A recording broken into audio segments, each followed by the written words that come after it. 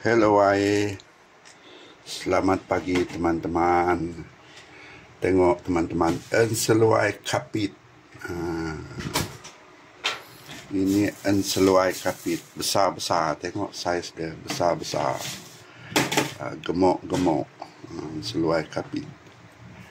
Okey, kita masak pais ataupun lempis dalam daun pisang.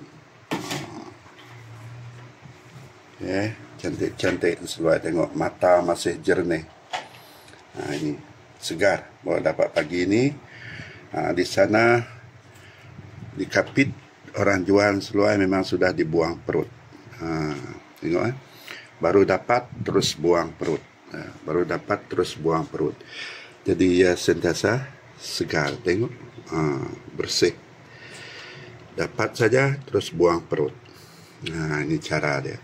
Tidak ada tengok perut dia warna biru, warna hitam lagi. Mata tengok jernih. Tidak merah. Okey. Ini sudah kita campur garam, campur ajinomoto. Baru kita lempiskan dia, paiskan dia di dapur. Okey, teman-teman, teruskan menonton.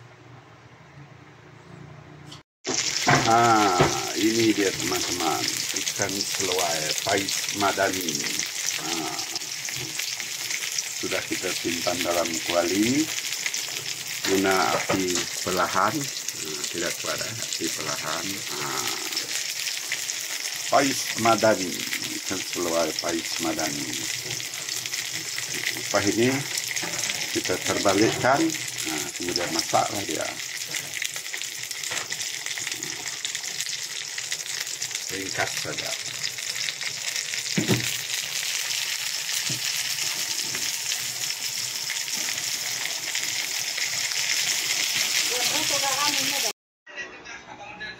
Hello teman-teman. Tengok masih ada uap panas dia. Sudah saya buka tadi. Beginilah rupa ikan seluai pais madani sudah masak. Tengok. Inilah rupa dia sudah masak. Semuanya lembut. Boleh dikunyah dari kepala sampai ke ekor dengan tulang macam ini ya.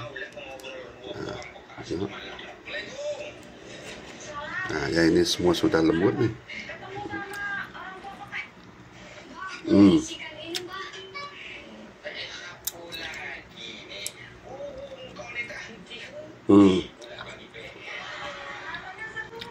Tak perlu buang tulang. Semua sudah lembut.